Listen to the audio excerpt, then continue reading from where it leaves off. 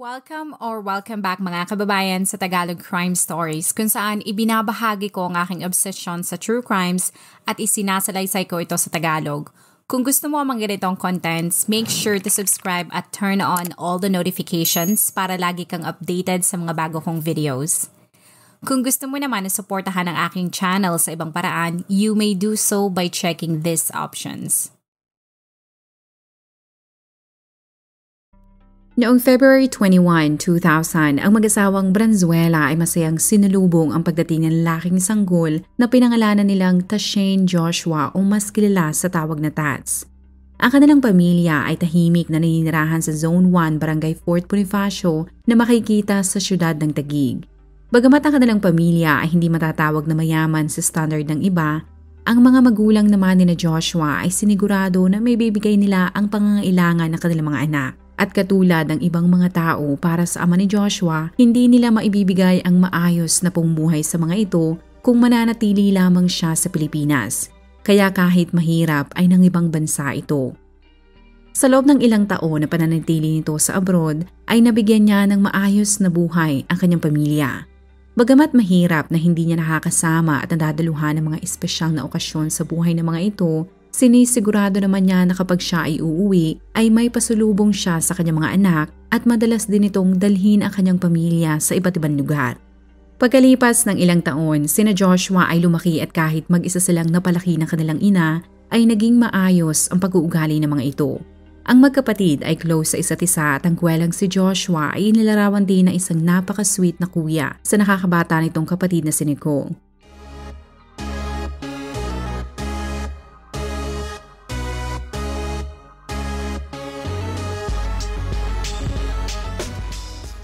Sa video na ito ay makikita mo na sinurpresa ito ng kanyang kuya na may dalang cake. At dyan pa lamang ay makikita mo kung gaano talaga naging maayos ang pagpapalaki ng mga magulang nila sapagkat malaya nilang naipapadama kung gaano nila kamahal ang isa't isa. Bukod sa pag-aaral ay nahilig din si Joshua sa paglalaro ng basketball kasama ng kanyang kaklase at mga kaibigan. Dahil sa maayos na trabaho ng kanilang ama, si Joshua at kapatid nitong babae ay hindi nagkaproblema na pumasok sa college. Kung mapapadpad ka sa social media account ito ay masasabi mo na si Joshua ay katulad lamang ng ibang mga lalaki. Kung ito ay wala sa basketball court, ang binata ay makikita naman sa harap ng cellphone o kaya PS5. Kung gusto naman ito na magkaroon ng break sa online at video games, si Joshua ay makikita naman sa kalsada na kasama ang ibang mga kalalakihan na tulad niya ay mahilig din sa motor. Ang kanyang mga magulang ay proud dito na matanggap ito sa University of Perpetual Help. Ang kanyang ama na nooy isang OFW ay proud na proud dahil si Joshua ay nakapagtapos at nakuha ang kanyang diploma sa kursong Accountancy Business Management noong 2018. Para dito ay sulit ang kanyang paghihirap sa ibang bansa dahil nakapagtapos ang kanilang mga anak at malapit na ng mga itong makuha ang kanilang mga pangarap. Ilang taon pagkatapos nitong makagraduate, ginulat ni Joshua ang mga taong nakakilala sa kanya sapagkat sa halip na magtrabaho ay lakas loob itong nagtayo ng sarili niyang negosyo at tinawag niya itong Make Sense. Ang negosyo na yan ay naiulat na nakafocus sa pagre-release ng mga damit na matatawag mong streetwear. Ang kanyang mga pangarap na maging isang negosyante ay sinuportahan naman ng kanyang mga magulang. Bagamat nagsimula sa maliit na negosyo ay sa kanyang pagtsatsaga ay unti-unti itong nakilala at nakahakot ito ng mahigit 1,000 mga followers sa social media. Ang mga kapamilya, kamag-anak, lalo na ang kapatid nitong si Nicole ay naging supportive sa pangarap ng kanyang kuya dahil isang araw ay naniniwala sila na lalago ang clothing store at lihitimo na itong matatawag na CEO. Kasabay ng pagganda ng takbo ng karera ni Joshua ay masaya din ang mga kaibigan nito nang kumpirmahin niyang karelasyon nito ang 25 taong gulang na si Angie o mas kilala din sa tawag na Marie Angelica Bellina.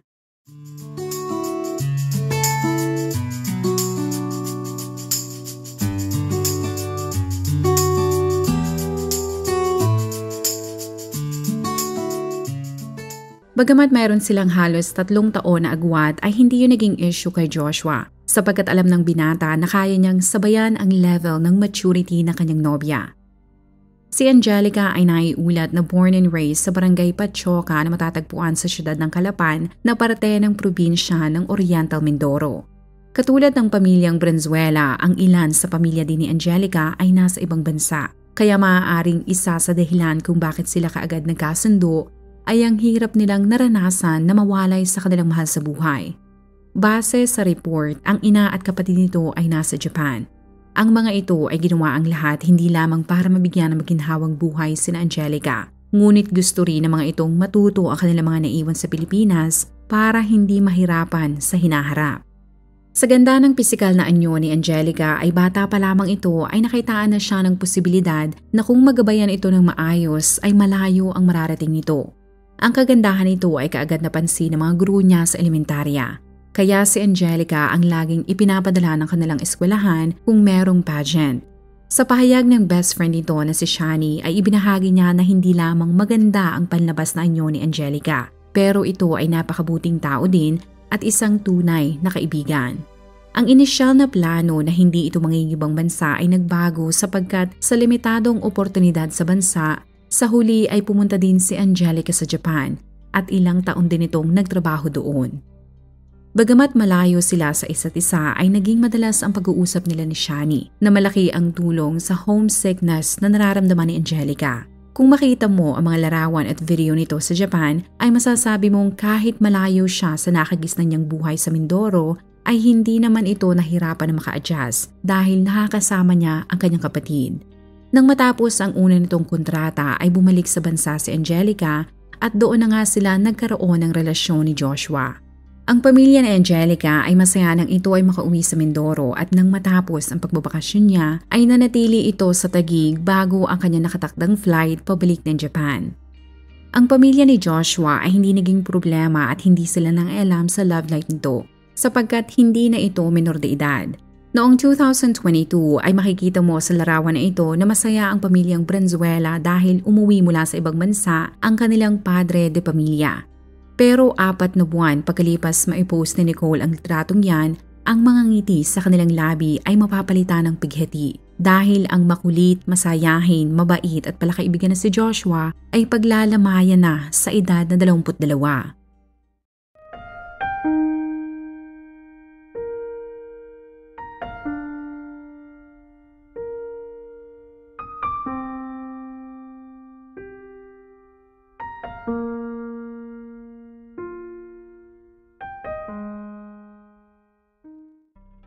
Ang mga tao ay nagulat sapagkat ito ay wala namang sakit at imposible din na maaksidente si Joshua sa kanyang motor sapagkat maingat ito sa pagmamaneho.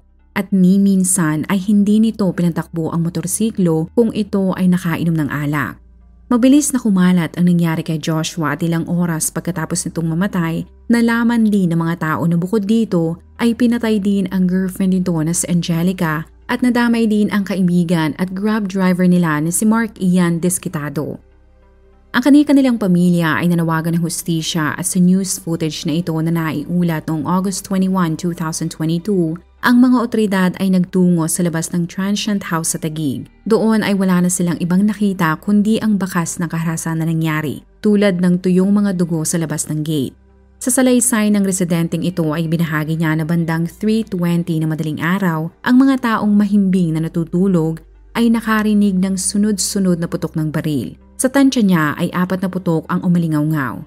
Bilang isang tanod ay mabilis siyang lumabas para tingnan ang nangyari, pero ang naabutan na lamang niya ay ang pagsigaw ng ilang mga tao sa transient house.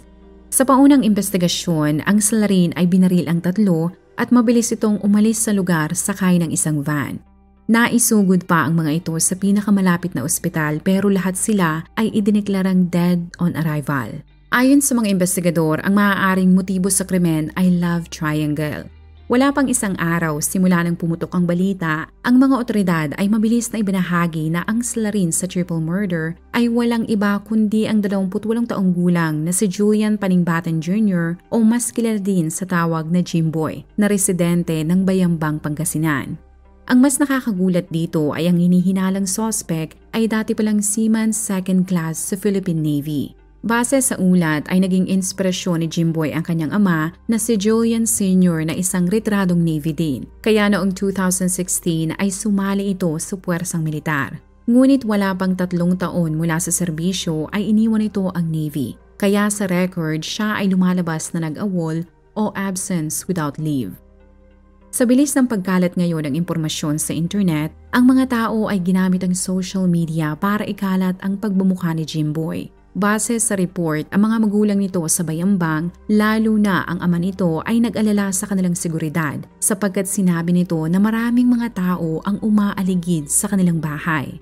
Sa takot na baka may mangyari sa kanilang pamilya ay lumapit na ito sa kapitan ng barangay kung saan sinabi nito na kahit mahal niya ang kanyang anak ay hindi niya ito itinatago. Kaya nang dumating ang mga otoridad hawak ang search warrant ay hinayaan nila ang mga itong halugugin ang bawat sulok ng kanilang bahay. Nang hindi ng mga ito nakita si Jimboy ay nakiusap ang mga ito na kaagad ipaalam sa kanila kung sakaling kontakin sila ng salarin.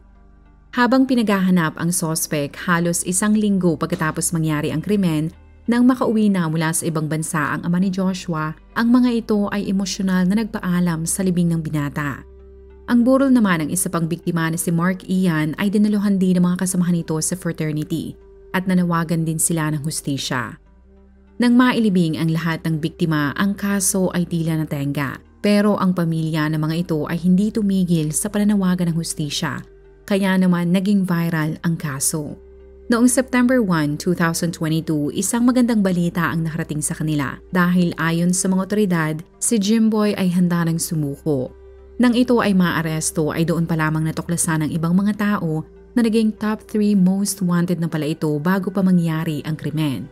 Ayon sa record ng Pasay at Manila Regional Trial Court ay merong nakabinbin na 4 na arrest warrant laban dito.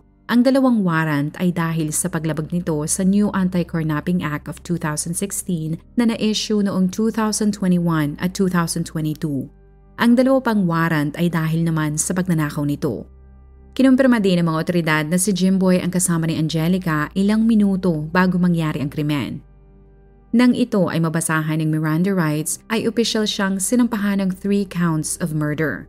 Ngunit sa halip na magsisi sa kanyang ginawa, tahasan itong sinabi na hindi niya pinagsisisihan ang pagpatay sa 3, lalo na ang pagpatay kay Angelica.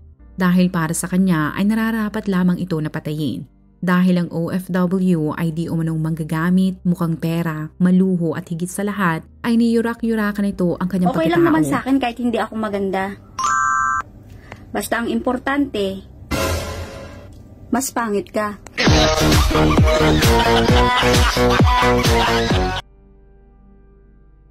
Lumalabas pala na siya ay ang dating live-in partner ni Angelica bago nito maging karelasyon si Joshua.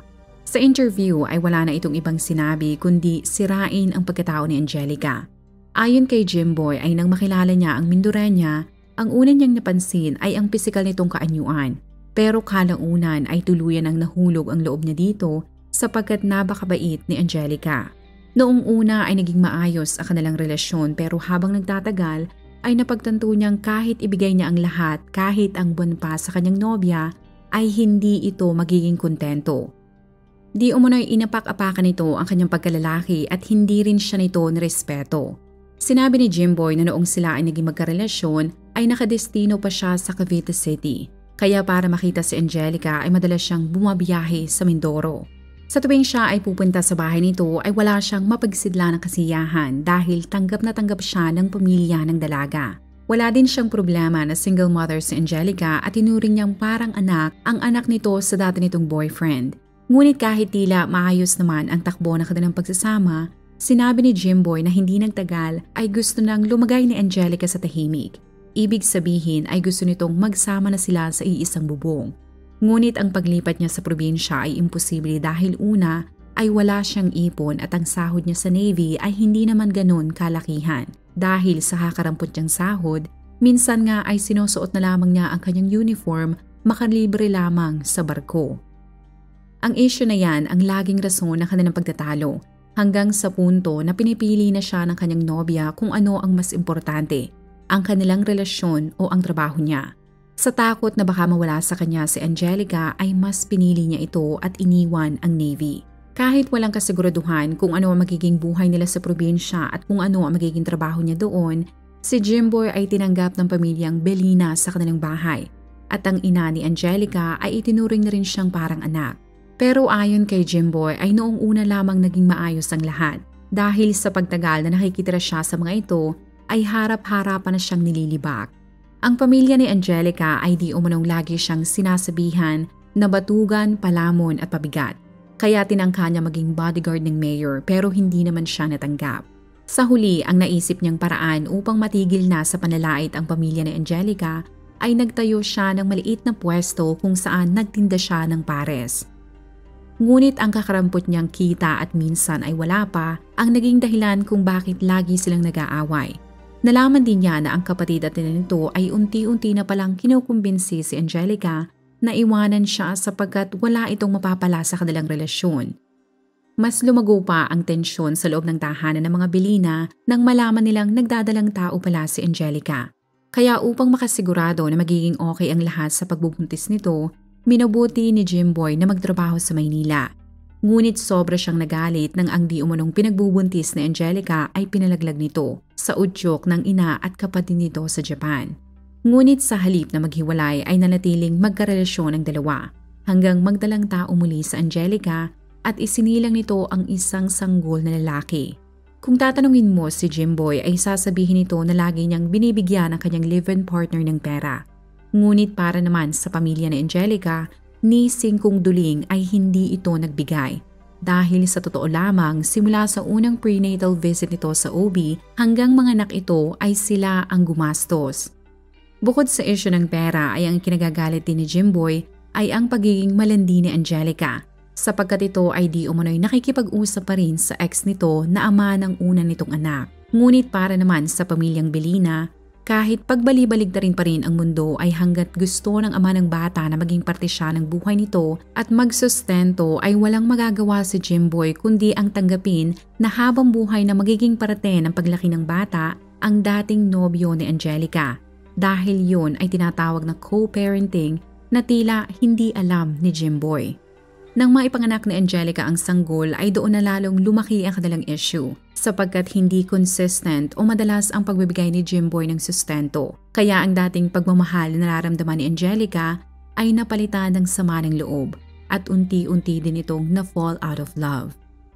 Ayon sa mga kapamilya nito ay nakahinga sila ng maluwag nang tuluyan na nitong iwan si Jimboy.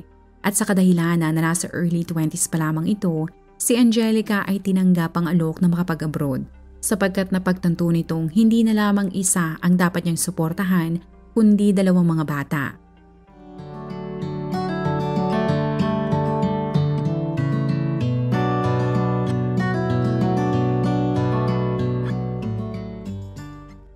Ngunit ayon kay Jimboy ay hindi sila naghiwalay dahil sa totoo lamang ang perang ginamit ni Angelica ay mula sa kanya.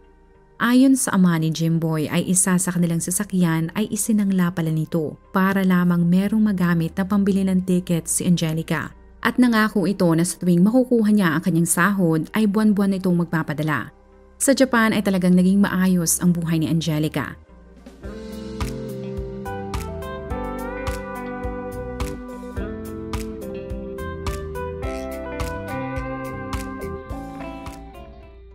Bukod sa pagbabayad nito ng pera niyang hiniram kay Jimboy, ay nagagawa din itong maibigay ang mga pangangailangan ng dalawa niyang mga anak. Kalaunan ay sinabi ni Jimboy na hiniwalayan din siya ni Angelica. Pero kung masaya ang kanyang pamilya sa pagbabago ng direksyon ng kanyang buhay, ay meron namang isang tao ang gigil na gigil sa kasiyahan niyang nararamdaman. Sa bawat post ni Angelica na nagpapakita kung gaano siya kasaya, ay lalo namang nadadagdagan ang galit sa kanya ni Jimboy sapagkat sa isip nito ay hindi niya deserve ang maging masaya sa buhay dahil kumpinsido ito na si Angelica ang dahilan kung bakit nasira ang kanyang buhay. Ibig sabihin ay talagang pinaniniwalaan ni Jimboy na wala siyang ginawang mali. Ang mga kaso niyang carnapping at robbery ay sinisi din niya sa biktima dahil ito ang di umanong rason kung bakit siya nagnakaw para lamang masuportahan ang luho nito. Ibinahagi niya na si Angelica ay mahilig sa kasino, isang sugarol at higit sa lahat ay isang manggagamit na kapag ubos na ang pera mo ay sinabi niya na ididispatcha ka na lamang nito. Nang malapit nang umalis si Angelica patungong Japan, ito ay nanatili sa Taguig at kahit sila ay break na, ang mga ito ay nagkasundo pa rin magkita Sa interview ay sinabi ni Jimboy na gusto niyang malaman kung ano ba talaga ang rason kung bakit siya iniwan at itinuring na parang basahan ni Angelica. Ang pagkikita nilang yun ay tinawag niyang closure. Kaya noong August 20, 2022, pagkatapos nilang kumain ng pares ay dumiretso sila sa motel. Ipinaliwanag niya na walang nangyari. Sa halip ay nag-usap lamang talaga sila. Mula motel ay makikita mo sa video na magkasama pa nga sila at inahatid nito si Angelica sa transient house na tinutuluyan nito. Ngunit nakalimutan ni Jimboy na di umunoy ibigay ang 3,000 pesos na sustento sa kanilang anak, kaya bumalik siya. Pero nang makita niya muli si Angelica ay nakikipag-usap na ito sa bago nitong boyfriend na si Joshua. At kasama ng mga ito ang driver at kaibigan ni si Mark na sana ay maghahatid kay Angelica sa airport. Ayon kay Jimboy ay nang makita niyang nagtatawanan ang tatlo ay bumalik ang lahat ng sakit na kanyang nararamdaman, tulad ng pagyurak ni Angelica sa kanyang pagkalalaki at isiniwalat din niya na hindi na ito nagbago. Dahil ang pagkakaalam niya ay bukod kay Joshua ay meron pa pala itong isang boyfriend na naiwan sa Mindoro. Kaya sa kanyang galit ay hinugot niya ang kanyang baril at pinaputokan sina Joshua at Mark. Sa footage na ito ay makikita mong nagawa pang makatakbo ni Angelica. Ang gate ay pinilit nitong isara ngunit wala na siyang nagawa dahil mas malakas si Jimboy sa kanya. Nang makapasok ang salarin ay malapitan nitong binaril si Angelica at sa tindi ng tama ay kaagad itong namatay.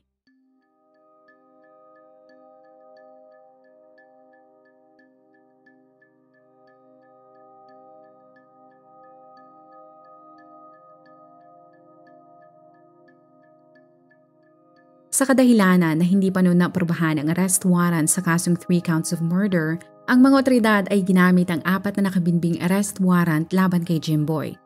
Kung siya ay mahatulang guilty, ito ay marahil sa kulungan na mamamatay sapagkat ang parusa sa kanyang ginawa ay habang buhay na pagkakakulong. Sa tulong naman ng isang senador, ang 3 pamilya ng biktima ay walang ginastos sa pagpapalibing. Bukod doon ay nakatanggap din sila ng 500,000 pesos na makakatulong sa mga naulila ng mga biktima. As of this recording ay hindi pa rin tapos ang paglilitis kay Jimboy. Kung ikaw ay nakinig hanggang sa dulo ng video na ito, maraming salamat sa panonood sa episode na ito.